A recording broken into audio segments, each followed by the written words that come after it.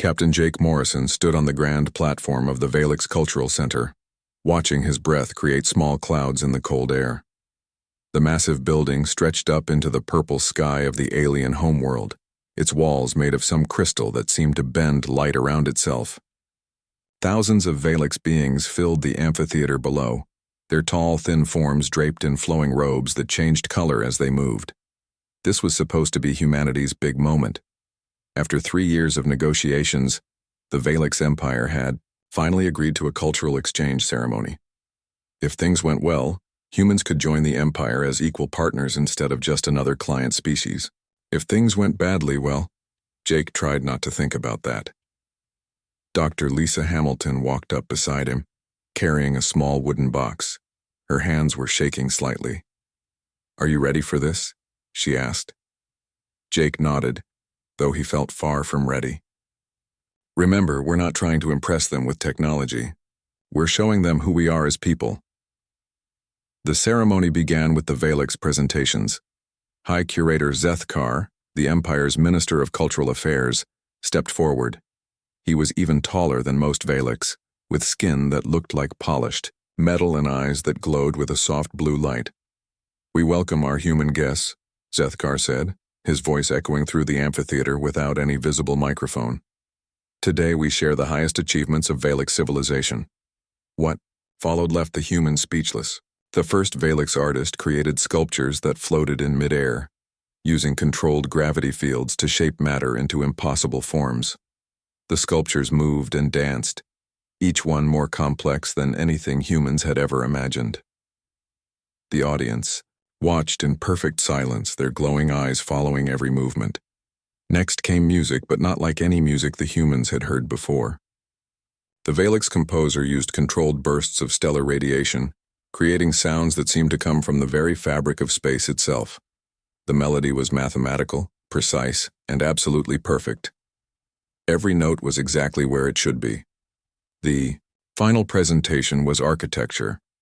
A Valix engineer created a building in real time, bending space and time to make rooms that were bigger on the inside than the outside.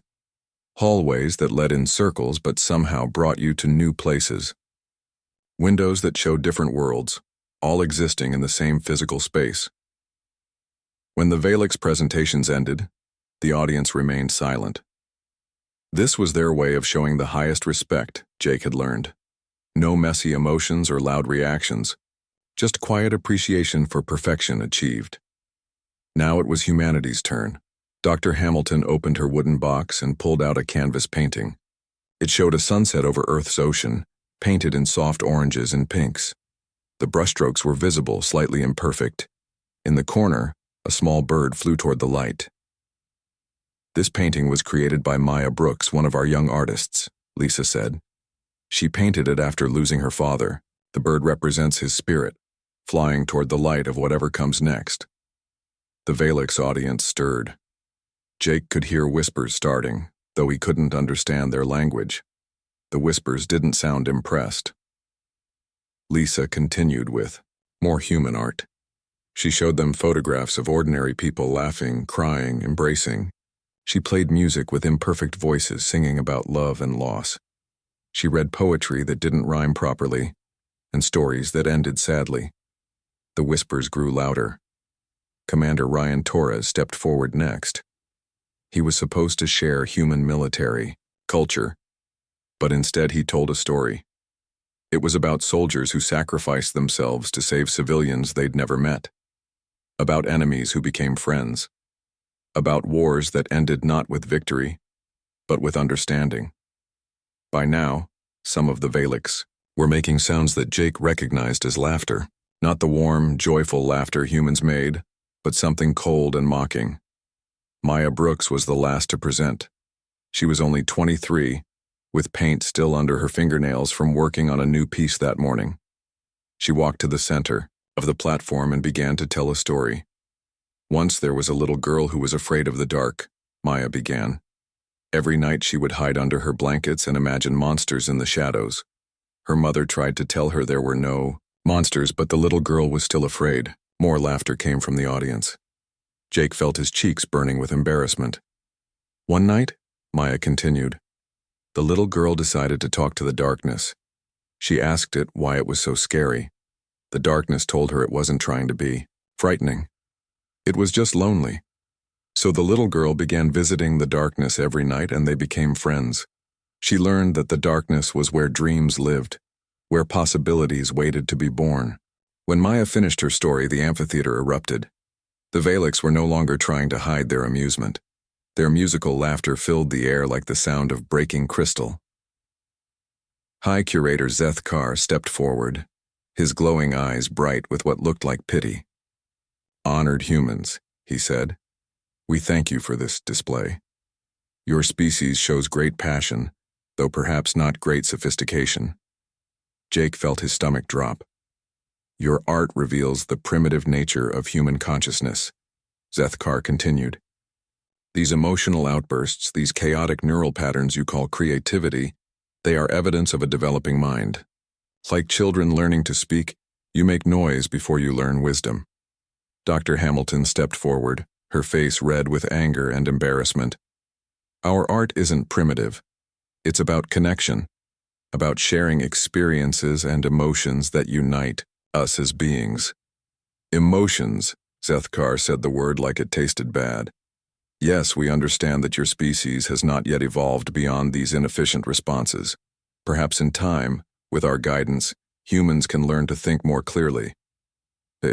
Valek's audience murmured their agreement. To them, the humans were like amusing pets trying to perform tricks. "Your paintings showed technical incompetence," one Valek's critic called out. "Your music lacks mathematical precision. Your stories have no logical structure or purpose."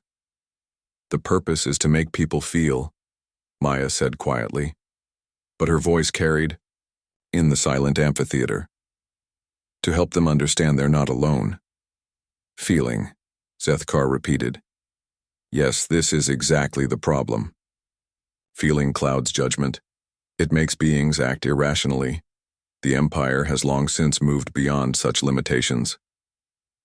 Jake looked around at the Valek's faces. They were all watching the humans with the same expression, the way adults might watch children playing with toys they've outgrown. There was no anger, no real mockery, just disappointment that humanity wasn't more advanced. "We will, of course, continue our trade discussions," Zeth Kar announced. "Humans have many useful qualities. Your adaptability, your determination, your willingness to work in dangerous conditions. But as for cultural contribution to the Empire," he paused, as if choosing his words carefully. "Perhaps it is best if humans focus on what they do well." The ceremony ended with polite applause from the Valeks. They filed out of the amphitheater in orderly lines, their robes rustling softly. Soon, only the human delegation remained on the platform, surrounded by empty seats. "Well," Jake said finally, "that could have gone better." Dr. Hamilton was packing her wooden box, her movements sharp with frustration. 3,000 years of human culture, and they think we're children playing with finger paints. Maya picked up her canvas painting and looked at it. In the alien light of the Valek's world, the sunset seemed even more imperfect, the brushstrokes rougher. "Maybe we are children," she said. "But children see things adults forget to notice." As they walked back to their ship, Jake couldn't shake the feeling that something important had just happened. Not the diplomatic embarrassment. That was obvious. But something else. Something the Valeks hadn't understood about the art they'd dismissed so easily. Human art wasn't about perfection. It was about the struggle to find meaning in an imperfect universe. It was about connection, about saying, "I am here, I matter, and so do you." The Valeks had achieved perfection. But Jake wondered if, in doing so, they might have lost something else entirely. Scholar Vrintal stared at the data scrolling across his crystal display, his blue eyes growing dimmer with each passing hour. The numbers told a story that made no sense, yet the pattern was undeniable. Across 17 Valeks colonies, young, people were simply stopping. It had started 3 months ago on Kepler Station, the Empire's most advanced research facility. A promising young scientist named Kildar had been working on quantum field equations when she suddenly put down her instruments and walked to her quarters. She lay on her sleeping platform and refused to move. When healers examined her, they found nothing physically wrong. Her brain showed normal activity, her body functioned perfectly, but she showed no interest in anything at all. Within days, more cases appeared. Always the young ones, always the brightest minds. They would simply lose all motivation to continue their work, their studies, their lives. The Valix medical establishment had never encountered anything like it. Scholar Vrintal, his assistant, called from across the laboratory. Another report from the Centauri colonies. Vrintal accepted the data crystal and inserted it into his reader. The numbers made his stomach feel cold. 47 new cases in just 1 week. The youngest was barely past the age of learning, only 15 cycles old. The oldest was 32, still considered young by Valix standards. What disturbed him most wasn't the spread of the condition, but the symptoms. The affected individuals weren't sick in any way the Valix understood. They simply lost what humans might call the will to live. They ate when food was brought to them, responded to direct questions with simple answers, but showed no curiosity, no ambition, no drive to do anything beyond basic survival. The healers had named it neural cascade failure, though Vrintal suspected that was wrong. The neural patterns were different from normal Valix thought processes, but they weren't failing. They were just empty. 3 floors below, in the medical wing, healer Kefnox was examining another patient. Silmira had been one of the Empire's most promising young architects. At 26 cycles old, she had already designed 3 space stations and was working on plans for a city that could exist in multiple dimensions at once. Now she lay motionless on the examination table, staring at the ceiling with perfect, empty calm. Silmira, Kefnox said gently, "Can you tell me how you feel?" "I feel nothing," she replied in a flat voice. "Nothing hurts. Nothing pleases. Nothing matters." "What about your work? Your dimensional city project?" "It serves no purpose. Building things serves no purpose. Everything we create will eventually decay. Everything we achieve will be forgotten. There is no point to any of it." Kefnox made notes on his data pad. This was the same response he'd heard from hundreds of young Valix across the Empire. Not depression, as some healers suggested. Depression implied sadness, and these patients showed no emotion at all. They had simply reached what they saw. As a logical conclusion, existence was meaningless, so why continue trying? The strange thing was, their logic was flawless. From a purely rational standpoint, everything they said was true. Individual lives were brief compared to cosmic time. Civilizations rose and fell. Even the stars would eventually die. In the grand scheme of the universe, nothing any individual did truly mattered. But somehow, this perfect logic was killing them. High Curator Zethkar paced his office, his metallic skin reflecting the light from the city outside his window. Reports from across the Empire painted the same picture. The youth were giving up and no one knew why. More troubling, the condition seemed to be spreading faster now, jumping from colony to colony like some kind of virus. But it wasn't a virus. There was no biological cause anyone could find. His aide, a middle-aged Valix named Korthul, entered with another stack of reports. "The Council is demanding answers, High Curator. 3 more colonies have reported cases in the past day. The Titan mining facility lost their entire youth workforce last week." Zethkar stopped pacing. "What do our best minds say?" "That's part of the problem, sir. Many of our best minds are under 30 cycles old. We're losing our most brilliant researchers to this condition before they can study it."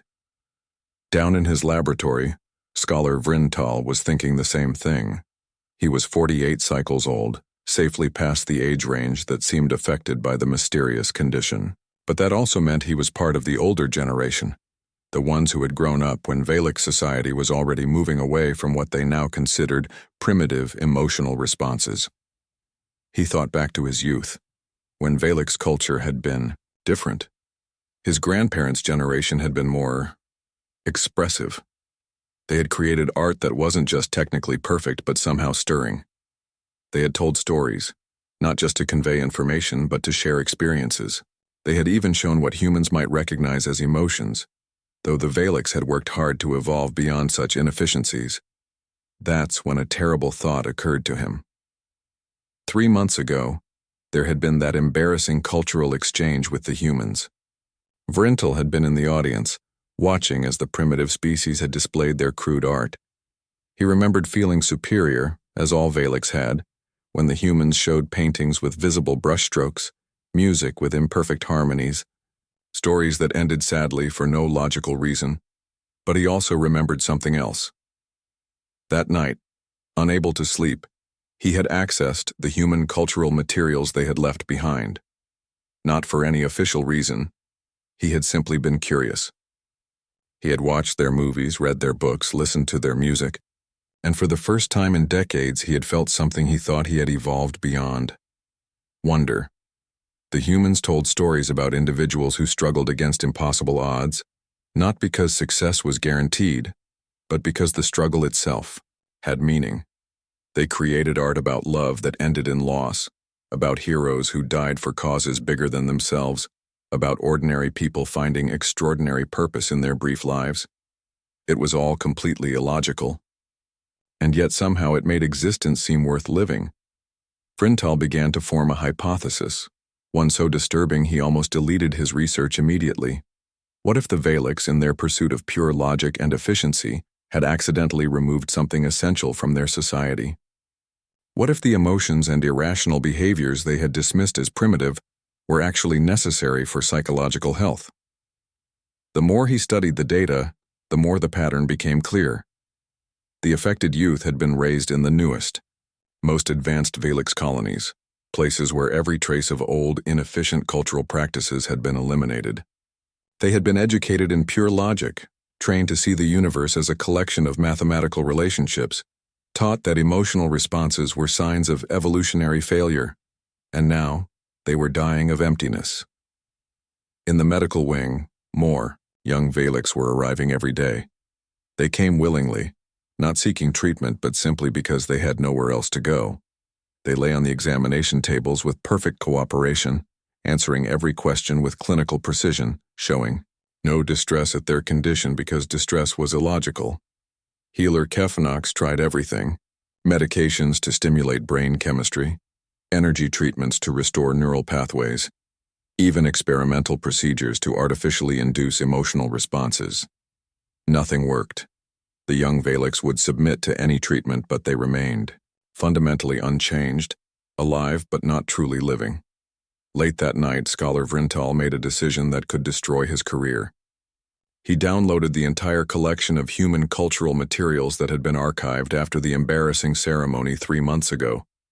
Stories, songs, paintings, movies, poems, all the primitive art that the Empire had dismissed as evolutionary noise. He was going to study it. Not to mock it, but to understand it. Because somewhere in that chaotic, emotional, completely irrational human art, there might be the key to saving his people's future. As he began reading the first human story, a simple tale about a young person finding purpose through helping others, Vrintel felt something he hadn't experienced in years. A tiny spark of hope that maybe, just maybe, the humans had understood something about consciousness that the advanced Valix had forgotten. The story was about a girl who planted trees knowing she would never live to see them fully grown. It made no logical sense. The girl gained nothing from her efforts. Yet somehow the story suggested that her actions had meaning simply because she chose to care about something beyond herself. For the first time since the crisis began, Scholar Vrintel smiled. It was a small, unconscious expression that would have embarrassed him if anyone had seen it. But in that moment, reading about a human girl and her meaningless trees, he felt truly alive. The communication came at 3 a.m. ship time. Captain Jake Morrison was pulled from sleep by the urgent chiming of his personal comm unit. He rolled out of bed, his mind still foggy, and activated the display. Hi, Curator Zethkar's face appeared, but he looked different than Jake remembered. The proud, glowing eyes seemed dimmer. His metallic skin had lost some of its shine. Most surprising of all, his perfect composure showed cracks around the edges. Captain Morrison. Zethkar said without any of his usual formal greetings. We need to speak, immediately. Jake rubbed his eyes and checked the time. It's the middle of the night, High Curator. Is this some kind of emergency? Yes, Zethkar said simply. It is exactly that. 2 hours later, Jake sat in his ship's conference room with Dr. Lisa Hamilton and Commander Ryan Torres. The holographic display showed statistics that made no sense. Thousands of young Valix across the Empire were simply giving up on life. Not dying, not sick, just stopping. I don't understand, Lisa said, studying the medical reports. Their brain scans look normal. Their bodies are healthy. What exactly is wrong with them? Zethkar was silent for a long moment.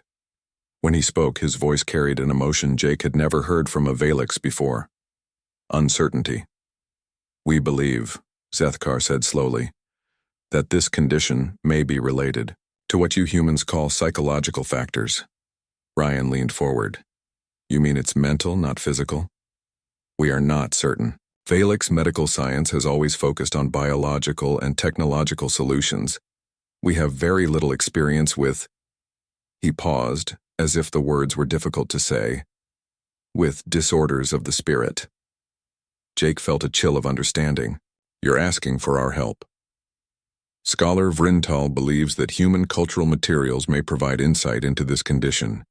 Your species' focus on emotional responses, while primitive, may offer perspective that our logical approach cannot provide. Dr. Hamilton sat back in her chair. 3 months ago, these same aliens had laughed at human culture, dismissing it as childish noise. Now they needed that same primitive understanding to save their young people. What exactly do you want us to do? She asked. Come to our world. Study our afflicted youth. Apply your methods to see if they can be helped. Zethkar's admission clearly pained him. We will provide full access to our medical facilities and research data. And in return, Jake asked, favorable trade agreements, full partnership status in the Empire, access to our technology databases. Zethkar's voice grew quieter. Anything you require. Lisa looked at Jake. The political implications were enormous. If humans could solve a problem the advanced Valix couldn't, it would change the balance of power in the galaxy. But more than that, young people were suffering, and that mattered more than politics. We'll need to bring our own people, Jake said. Specialists in human psychology, culture, and art therapy. Agreed. And we work our way using our methods even if they seem illogical to you. Zethkar hesitated. What methods? Storytelling, Lisa said. Art therapy, music, everything you dismissed as primitive 3 months ago. The Valix leader was quiet. For so long, Jake wondered if the connection had failed. Finally, Zethkar spoke. If it helps our young people, we will allow it. 1 week later, the human ship landed at the same spaceport where they had been humiliated during the cultural exchange. This time there were no crowds, no ceremony. Just a small group of Valix officials and medical staff waiting to escort them to the treatment facility. Dr. Hamilton had brought a team of human specialists, but the most important member was Maya Brooks. The young artist who had told the story about the little girl in the darkness was now carrying a small bag filled with art supplies, books, and a guitar that had seen better days. Are you nervous? Jake asked Maya as they walked through the crystal corridors of the Valix Medical Center. Terrified, she admitted, but also excited. If our stories can really help these people. Their first stop was a ward filled with young Valix who lay on sleeping platforms in perfect rows. The room was completely silent except for the soft humming of life support systems. The patients stared at the ceiling with empty eyes, breathing steadily, alive but not living. Healer Kefnox met them at the entrance. Welcome, humans. I apologize for the unusual circumstances of your visit. Don't apologize for asking for help, Lisa said gently. We all need help sometimes. Kefnox led them to the first patient, a young Valix named Silmira. She had been an architect, he explained, one of the brightest minds of her generation. Now she lay motionless, her glowing eyes dim. Silmira, Kefnox said softly. These are the human healers I told you about. She turned her head slightly to look at them, but showed no other response. Maya approached the sleeping platform slowly. "Hi, Silmira. My name is Maya. I'm an artist. From Earth." "Art serves no purpose," Silmira said in a flat voice. "Creation is meaningless in an infinite universe." "Maybe," Maya said, sitting in a chair beside the platform. "But I brought some things to show you anyway. Would that be okay?" Silmira shrugged, a gesture that somehow managed to convey complete indifference. Maya opened her bag and pulled out a small wooden sculpture. It was roughly carved, clearly made by hand rather than machine. It showed a tree with deep roots and branches reaching toward the sky. "I made this after my grandmother died," Maya said. "She used to tell me stories about trees that grew so tall they could touch the stars. I know it's not very good compared to your gravity sculptures, but it means something to me." Silmira looked at the sculpture with mild curiosity, the first interest she had shown in anything for weeks. "What does it mean?" she asked. "That even when someone dies, the things they taught you keep growing, the stories keep living." Maya turned the sculpture in her hands. "My grandmother will never see this tree I carved, but somehow she's still part of it." "That makes no logical sense," Silmira said, but her voice had lost some of its flatness. "No, it doesn't," Maya agreed. "But logic isn't the only way to understand things." Dr. Hamilton watched from across the room as Maya continued talking with Silmira. The human artist wasn't trying to cure anything or fix the young Valix. She was just sharing stories, showing simple art, being present with someone who was struggling. Other members of the human team spread out through the ward. Dr. Peterson, a psychiatrist, sat with a young Valix scientist and listened as the patient explained why research was pointless. Dr. Chen, a music therapist, played soft melodies on a small keyboard for patients who showed any interest in sound. But it was Maya who seemed to connect most directly with the afflicted youth. She moved from bed to bed, sharing stories that made no logical sense but somehow carried emotional weight. She told them about humans who helped strangers for no reward, about artists who created beauty knowing it would fade, about people who found meaning in small acts of kindness. By the end of the first day, something had changed in the ward. The silence wasn't as complete. Some of the young Valix were asking questions, engaging in conversations, showing tiny sparks of curiosity. That evening, Scholar Vrintal met with the human team in a conference room overlooking the city. "I have been studying your cultural materials for weeks," he told them. "I believe I understand what is happening to our young people." "Tell us," Dr. Hamilton said. "We have created a perfect society, logical, efficient, without the chaos of emotion or the inefficiency of individual struggles. But in doing so, we have eliminated meaning itself." Jake frowned. "I don't follow." Vrintal activated a display showing brain scans of healthy young Valix compared to those affected by the condition. "Your human stories suggest that meaning comes not from logic, but from connection, from struggle, from choosing to care about things even when that caring seems pointless." He changed the display to show historical data about Valix society. "Our ancestors were more like you. They created art that stirred emotion, told stories that had no logical purpose, formed bonds based on feeling rather than efficiency. But we considered this primitive. We evolved beyond it. And now your young people are dying of emptiness," Maya said quietly. "Yes, they see the universe as we have taught them to see it, as a collection of mathematical relationships without inherent meaning. And they are correct. From a purely logical standpoint, individual existence is meaningless. But humans don't see it that way," Lisa realized. "No. Humans create meaning through stories, through connections, through choosing to care about things that don't matter in cosmic terms, but matter deeply in personal terms." Vrintal looked directly at Maya. "Today I watched you tell a dying girl about a tree that touches stars. It was completely illogical, and for the first time in months, she smiled." Outside the window, the Valix city glowed with perfect geometric patterns, each building precisely placed for maximum efficiency. It was beautiful in its way, but cold. Jake found himself thinking about messy human cities with their random growth patterns and inefficient layouts. They weren't perfect, but they were alive. So what do? He asked. We teach them to see, like humans, Maya said. We show them that meaning doesn't have to be logical to be real. Scholar Vrintal nodded. And perhaps, in saving our young people, we can remember what we lost when we became too perfect. Maya Brooks had been working with Silmira for 2 weeks when the breakthrough happened. She had tried everything she could think of: stories, songs, simple art projects, even just sitting quietly together. The young Valix architect showed occasional flickers of interest, but mostly remained trapped in her logical emptiness. That morning, Maya brought something different. Instead of her usual collection of finished artworks, she carried a blank canvas, some brushes, and tubes of paint. I thought maybe we could make something together, she told Silmira, who was sitting up in bed for the first time in days. Nothing fancy, just whatever feels right. Silmira examined the art supplies with the same detached curiosity she showed everything. I do not understand the purpose of creating something that will serve no function. That's okay, Maya said, squeezing some blue paint onto a paper plate. Sometimes things don't need a purpose beyond the fact that we want to make them. She dipped a brush in the paint and made a simple stroke across the canvas. Not a perfect line. It wavered slightly, showing the natural tremor of a human hand.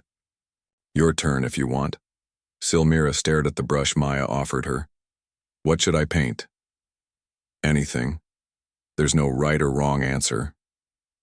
After a long moment, Silmira took the brush. Her first stroke was perfectly straight, created with the mathematical precision that all Valix learned from childhood. But as she continued, something strange happened. The lines began to curve, to wander, to become something other than geometric perfection. This is incorrect, Silmira said. But she kept painting. It's not incorrect, Maya replied. It's yours. What emerged on the canvas was unlike anything in Valix art history. It wasn't technically perfect. The colors didn't follow mathematical relationships. The composition violated every rule of efficient design. But it showed something that had been missing from Valix culture for generations: a personal vision, an individual perspective, a soul expressing itself through imperfection. When Silmira finished, she stared at what she had created with something approaching wonder. I do not understand why I made this, she said. Because you wanted to, Maya said simply. Because some part of you needed to create something that was uniquely yours. For the first time since her condition began, Silmira smiled. It was a small, uncertain expression, but it transformed her entire face.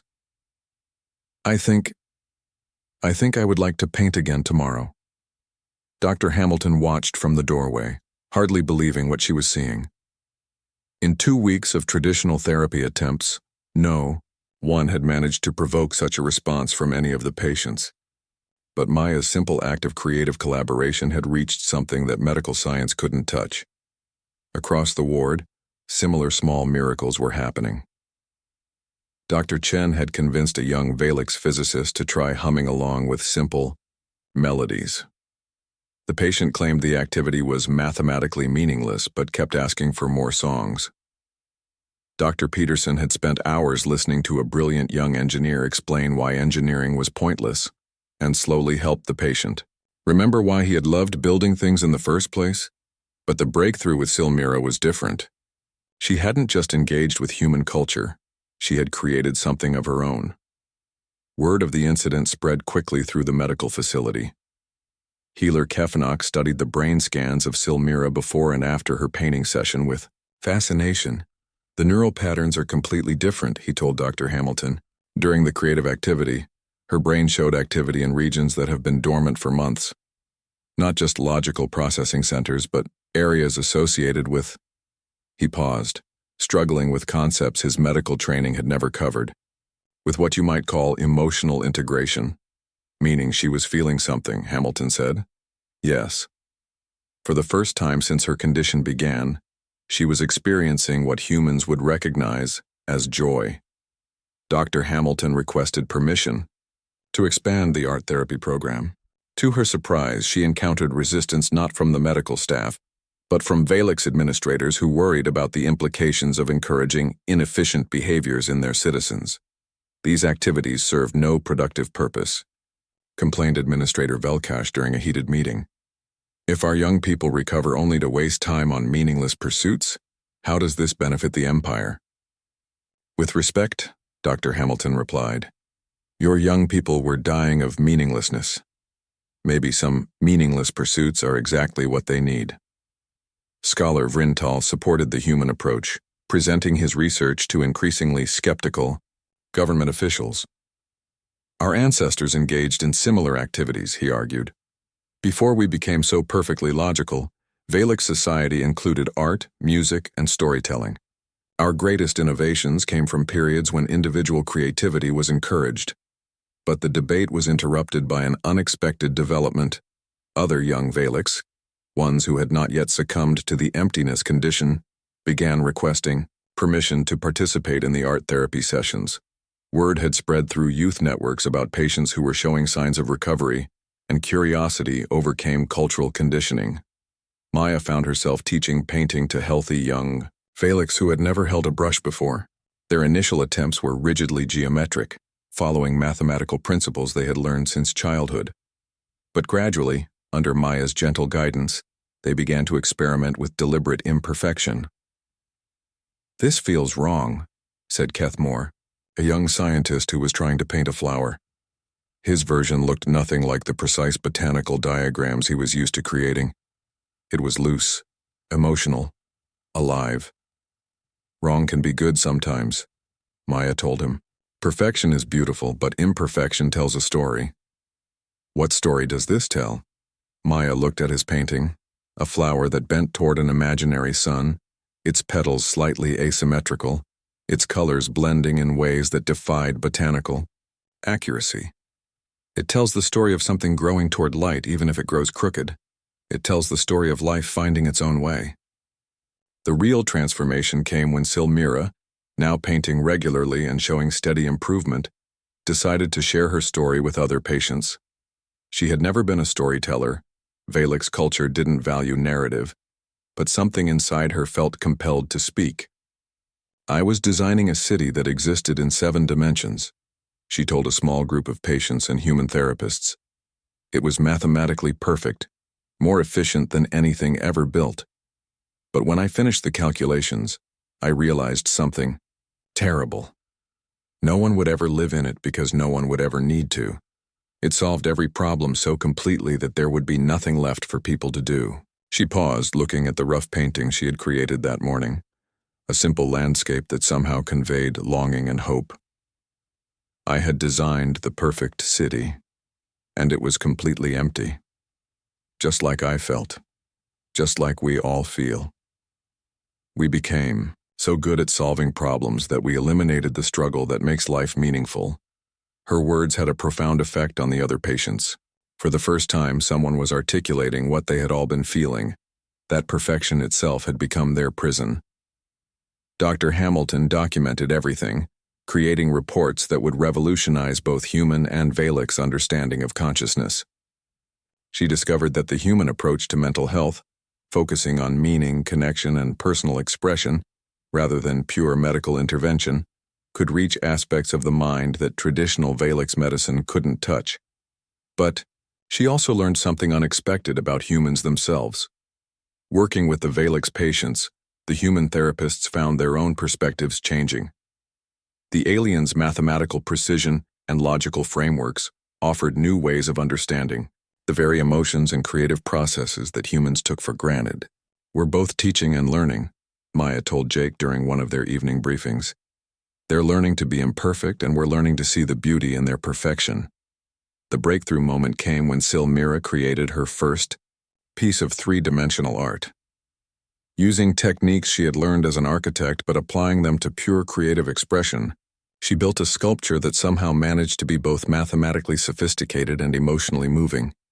It was a tree, like the ones in Maya's stories, but rendered in impossible geometric forms that folded through dimensions human eyes couldn't fully perceive.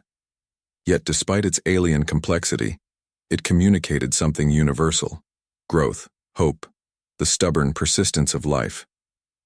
When other young Valeks saw Silmira's sculpture, something shifted in the ward. They began to understand that they didn't have to choose between their logical heritage and emotional growth. They could be both precise and passionate, both rational and creative. Healer Kefnox watched the transformation with amazement. The neural cascade failures are reversing, he reported. Not through any medical intervention, but through what humans call finding purpose. These young people are creating meaning where none existed before. But the real test was still to come. The conservative elements of Valek society were watching the experiment with growing alarm. They saw young Valeks embracing chaos, imperfection, and emotional expression, everything their civilization had worked to eliminate. The question was whether the Empire would allow its youth to be healed, or whether the cure itself would be seen as a disease that needed to be stopped. The crisis began when Administrator Velkash arrived at the medical facility with a security escort and an official decree from the Valek's High Council. Dr. Hamilton watched through the conference room window as armed guards took positions outside, the treatment ward where her patients were working on their morning art projects. By order of the High Council, Velkash announced, all human cultural materials are to be removed from this facility immediately. The experimental treatment program is terminated. High Curator Zethkar stood beside the human delegation, his metallic skin seeming to have lost even more of its shine. The Council believes the treatment is causing more harm than good. They fear that exposing our youth to human emotional patterns will weaken our society. Jake felt anger rising in his chest. Those emotional patterns are saving your young people's lives. The Council disagrees. They have decided to return to purely logical treatment methods. Through the window, they could see Silmira and other recovering patients being told to put away their art supplies. The young Valeks looked confused and frightened, emotions they had barely learned to understand now being suppressed again. Dr. Hamilton stood up abruptly. This is insane. You can't just stop treatment when patients are finally showing improvement. The improvement is seen as contamination, Velkash replied coldly. These young people are exhibiting chaotic behaviors, creating purposeless objects, expressing inefficient emotional responses. This is not healing. This is infection. What happened next surprised everyone, including the Valek's administrators. Silmira stepped forward, still holding the small sculpture she had been working on, a figure of a person reaching toward something unseen. I will not stop creating, she said, her voice steady despite the fear in her glowing eyes. For the first time in months, I feel alive. I will not return to emptiness. Other young Valeks in the ward began to speak up, their voices growing stronger as they found courage in numbers.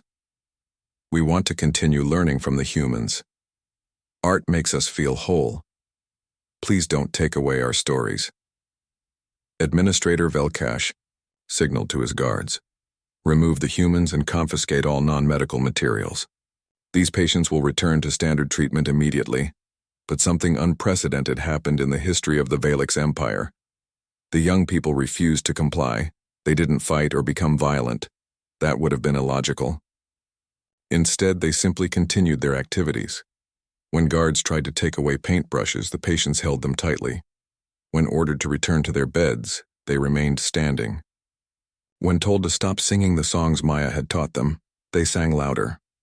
It was the first act of civil disobedience in Valek's culture. This is unacceptable, Velkash declared. These individuals are clearly suffering from severe mental impairment. They cannot make rational decisions about their own treatment. They're making the most rational decision possible, Dr. Hamilton said firmly. They're choosing life over emptiness. The standoff continued for hours. Young Valeks throughout the facility joined the quiet rebellion, refusing to abandon the creative activities that had given their lives meaning. Word spread beyond the medical center to other colonies, where youth who had heard about the human treatment methods began making similar demands. Scholar Vrintal watched the events unfold with fascination and growing hope. That evening, he made a decision that would change the course of Valek's history. He activated the Empire's public communication network and began to speak. Citizens of the Empire, he began, I want to tell you a story. The phrase itself was revolutionary. Valek's public communications were for sharing information, not stories. 3 months ago, we laughed at the humans when they shared their primitive art with us. We saw their emotions as weakness, their imperfections as failures of evolution. But we were wrong. He displayed data showing the recovery rates of patients treated with human methods compared to traditional Valek's medicine. The results were undeniable. Our young people were dying because we had created a perfect world with no room for individual meaning. We had eliminated struggle, chaos, and imperfection, and in doing so, we eliminated the very things that make existence worthwhile. Across the empire, Valek citizens watched with growing amazement as their respected scholar continued. The humans are not primitive. They are wise in ways we had forgotten. They understand that consciousness needs more than logic to thrive. It needs purpose, connection, and yes, even the beautiful inefficiency of emotional experience. High Curator Zethkar, who had been silent throughout the crisis, made his own decision. Despite pressure from conservative council members, he walked into the treatment ward where Silmira and the other young rebels were still gathered. "Tell me about your art," he said to Silmira, looking at the sculpture in her hands. She held up the small figure of a person reaching toward something unseen. "It is someone trying to touch a star they will never reach," she said. "It serves no practical purpose. It solves no mathematical problem. But it represents hope, and hope is what keeps us alive when logic tells us existence is meaningless." Zethkar studied the sculpture with eyes that seemed to see it for the first time. The figure was imperfect, rough around the edges, created with emotion rather than precision, but it moved him in a way that perfect Valek's art never had. "May I try?" he asked quietly. Maya, who had been standing nearby with the human delegation, offered him a piece of clay. "Just make whatever feels right," she said. What followed was perhaps the most important moment in modern Valek's history. High Curator Zethkar, the Empire's highest cultural authority, sat down with a piece of clay and began to shape it with his hands. No tools, no mathematical calculations, no perfect planning. Just the simple act of creating something because he wanted to create it. His first attempt was predictably geometric, following lifelong patterns of thought. But as Maya gently encouraged him to let go of perfection, something extraordinary happened. Zethkar began to feel what he hadn't experienced in decades, joy in the simple act of making something. When he finished, he held a small, imperfect figure that looked vaguely like a bird trying to take flight. It was rough, asymmetrical, and completely beautiful in its humanity. "I remember," he said softly, staring at his creation. "When I was young, before I learned that efficiency was everything, I used to imagine what it would be like to fly among the stars, not in a ship, not for any practical purpose, just to experience the wonder of it." He looked up at the faces around him, human and Valek's, old and young, all watching this moment of transformation. "We have been fools," he said. "In our pursuit of perfection, we forgot how to dream." The next day, Zethkar addressed the High Council with a proposal that would have been unthinkable weeks before. The Empire would not only continue the human treatment programs but expand them. Cultural exchange programs would be established throughout Valek space. Young people would be encouraged to explore creative expression alongside their logical studies. The conservative council members objected vehemently. "This will weaken our society," they argued. "Emotions lead to inefficiency, chaos, conflict." "Perhaps," Zethkar acknowledged, "but emptiness leads to death. Our choice is not between perfection and chaos, but between sterile logic and meaningful existence." He displayed the sculpture he had made, setting it beside examples of traditional Valek's art. The contrast was striking. Mathematical precision versus emotional expression, perfect technique versus personal vision. "Both have value," he said. "We do not need to abandon our logical heritage to embrace emotional growth. We can be both rational and passionate, both precise and creative. The humans have shown us that consciousness is large enough to contain contradictions. The final decision came when data from across the Empire confirmed what the medical facility had discovered. Young Valix who had been exposed to human cultural methods were not only recovering from the emptiness condition, but showing increased innovation in their traditional fields. Scientists who painted made more creative discoveries. Engineers who told stories designed more elegant solutions. Architects who embraced imperfection created buildings that were both functional and beautiful. Maya Brooks found herself at the center of a cultural revolution she had never intended to start. The young artist who had once been mocked for her simple stories about girls and darkness was now teaching entire generations of aliens how to find meaning through creative expression. But perhaps the most profound change was in the humans themselves. Working closely with Valix's logic and precision, they developed new forms of art that combined emotional depth with mathematical beauty. The cultural exchange became truly mutual, with both species learning from each other. 6 months after the crisis, Silmira opened the first interspecies art gallery in Valix history. Her dimensional tree sculpture stood at the center, surrounded by works that blended human emotional expression with Valix's technical mastery. The result was art unlike anything either species had created alone. Captain Jake Morrison stood in the gallery, watching young Valix and human artists work side by side, teaching each other, learning from each other, creating things that neither species could have imagined independently.